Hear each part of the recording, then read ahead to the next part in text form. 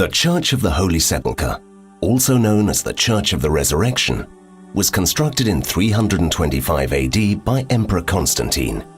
It is considered the holiest church in Christianity. Now, would you like to go on the tour yourself? Or would you prefer to sit back and just watch the tour? Don't worry.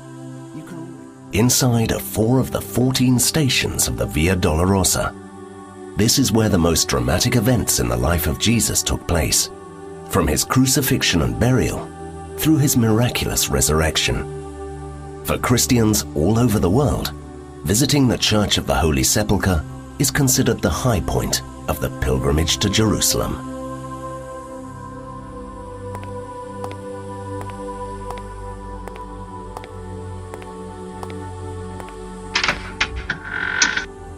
Follow the orb inside and turn right to go up the stairs.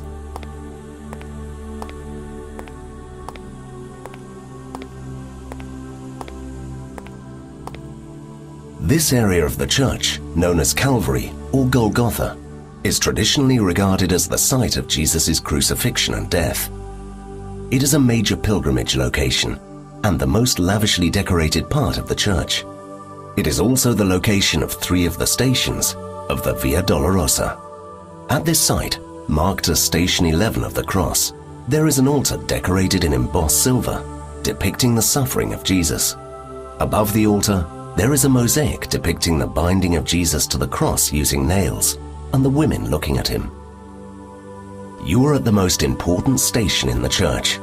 This is the spot of the crucifixion and death of Jesus. Marked as Station 12 of the cross, this is the very place where Jesus was nailed to the cross. The rock can be seen under glass on both sides of the altar, and beneath the altar there is a hole said to be the place where the cross was raised. This is the most visited site in the Holy Sepulchre. Here at Station 13 of the cross to your right, you can see an altar commemorating the place to which Jesus' body was lowered from the cross into his mother's arms.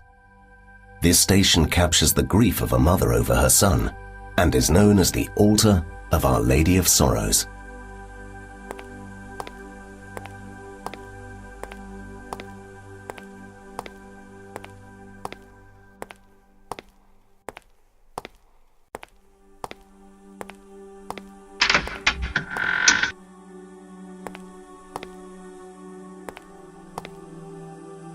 This is the Chapel of Adam.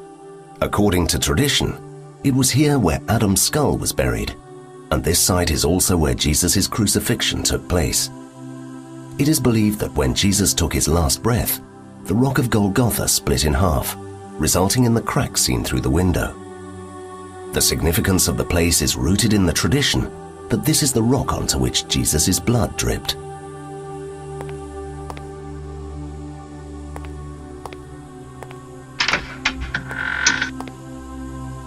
On the floor near the entrance lays the Stone of Anointing, also known as the Stone of Unction, which is considered to be one of the holiest sites in the church. According to tradition, the body of Jesus was laid on this stone after it was removed from the cross. The stone is believed to be the place where Jesus' body was prepared for burial by Joseph of Arimathea and Nicodemus. Many believers prostrate themselves onto the rock, kiss it, and place personal objects on it, so that those can absorb some of the site's holiness.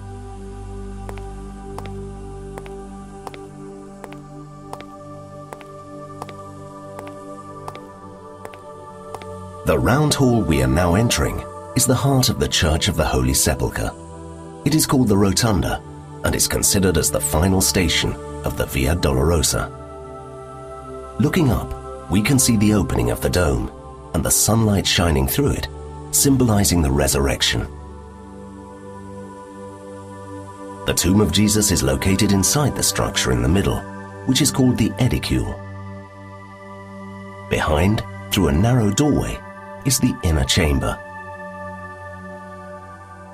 This is the tomb of Jesus, where according to Christian belief, Jesus was buried and resurrected. Many pilgrims are often seen waiting at the edicule entrance, sometimes for hours, for their turn to enter the tomb for a short prayer.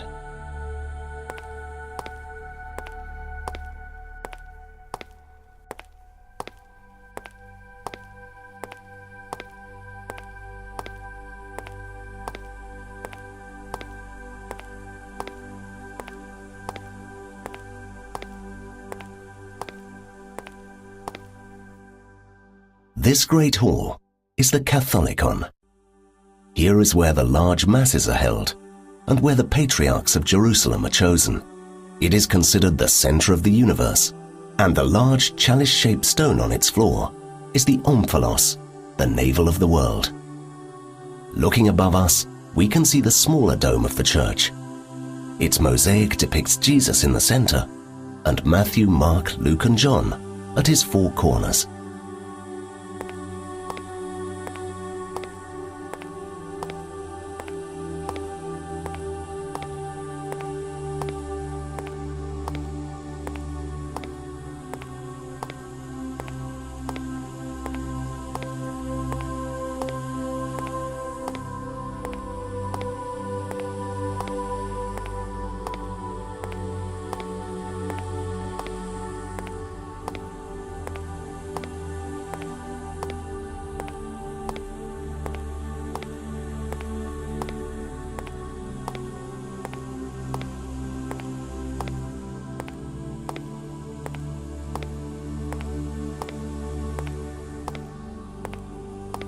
You have now reached the Chapel of St. Helena, which is dedicated to Helena, the mother of Emperor Constantine, and according to tradition, who discovered the cross during her visit in 326 AD.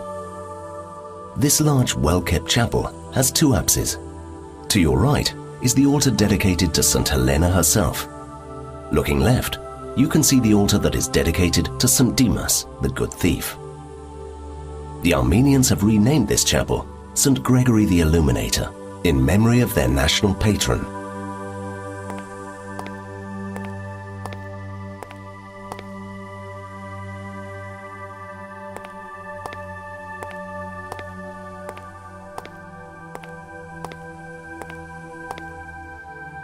At the lowest point of the church, 22 stairs from the Chapel of Helena, is the Chapel of the Finding of the Cross.